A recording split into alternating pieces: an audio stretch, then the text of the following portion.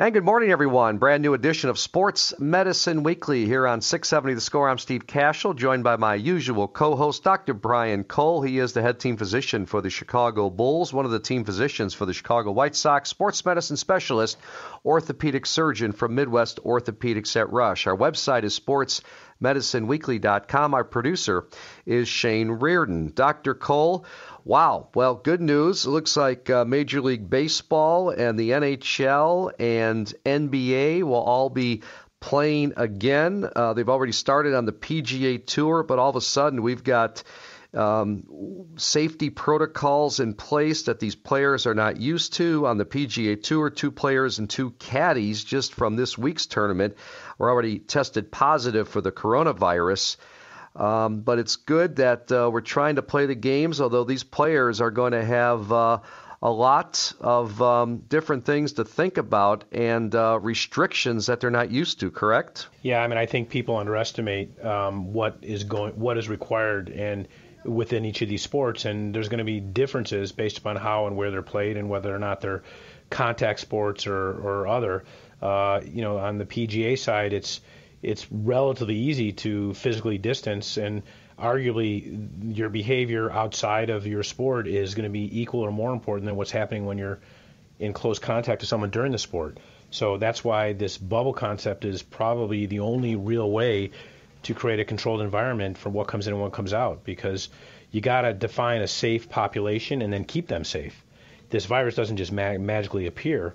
It's something that's there, and you've got to define who has it, isolate them, and then assume that everyone else through repeat testing is able to sort of conduct themselves and play the sport in a reasonably normal way. But every sport has their nuance, and we're already seeing hiccups in virtually every sport today in terms of people turning positive and what has to be done. Doesn't mean you need to shut it down, but I think the world has to accept the fact that as we enter into these next phases, just like we see spikes elsewhere, even in a controlled environment with professional sports, Steve, we're gonna see people presenting with positive tests for sure and getting sick. Well, Major League Baseball, no licking of the hands, no spitting, no showers, no buffet, only prepackaged food. Major League Baseball would prefer players shower back at the hotel. They're asking them to stay on lower floors of hotels so they don't take the elevator.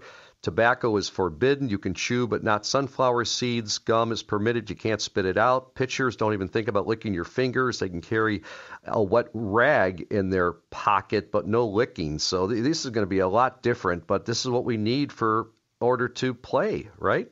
Yeah, I mean, I think you have to think about the price you're willing to pay for safety. And obviously that price is going to differ based upon the organization. Smaller organizations that don't have budgets and so forth are just not even going to attempt this. So when people say it's all about the money, the money is part of this for sure. But frankly, returning to sport is part of the fabric of our society. And I think I'm supportive of these efforts because they're incredibly well thought out. They're based on science. And as you just pointed out, I mean, when they're talking about, sunflower seeds versus other, that they're thinking about every single detail. And the one benefit that we have accrued over the last 3 months is the learning curve in terms of how this thing is transmitted and what steps we can take to actually be safe. In addition to the fact that testing has become more widespread and available, because without that, you and I wouldn't even be able to start this conversation. Well, in Major League Baseball, all players must undergo an immediate temperature check and 2 COVID-19 tests, a diagnostic PCR test, and a blood-drawn antibody test. What is a PCR test, Dr. Cole? So there's 2 basic tests, Steve, and the PCR test is the one that, if you wanted to see if you have it or you don't have the virus, it's typically a nasal swab or nasopharyngeal swab, and now there's a sputum test. And that basically looks at the genetic code or the RNA of the virus, and there has to be enough copies of it. So one of the challenges is that you could test it today and it could be negative, and 3 days from now you could test it and be positive, which is why repeat testing is so important. But that actually tells you if you actively have the virus today, and that individual obviously would be isolated to prevent contagion to someone else. The antibody test does 2 things. It can show you if you have a active and or recent infection through what we call IgM. It's sort of like our body's little Pac-Man that can attack a virus. And those who test positive on the PCR test to say, hey, it's in your system, will or should develop IgM antibodies, which are our body's ability to fight it. And then what happens secondarily is they develop a long-standing antibody called IgG. IgG is what is developed when you get a vaccine, for example. And that's what confers immunity, or presumably should confer immunity to prevent someone from getting the disease again.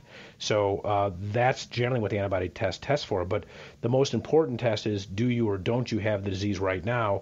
And not just the ability to test once, but the ability to repeat test over a short period of time and then keep someone in a safe environment is the way that we're going to keep people safe. So all these other measures that you're talking about are incredibly important because it assumes that everyone is positive at any given moment. So that's what I would call Steve. But if you're defining the population as one who is not positive on a test, that's better than 90% of it. The issue is you got to keep them safe and keep them contained. The other stuff is important, but what's critical is that the foundation set that you have a safe group of people who have been identified as not being positive, if that makes sense.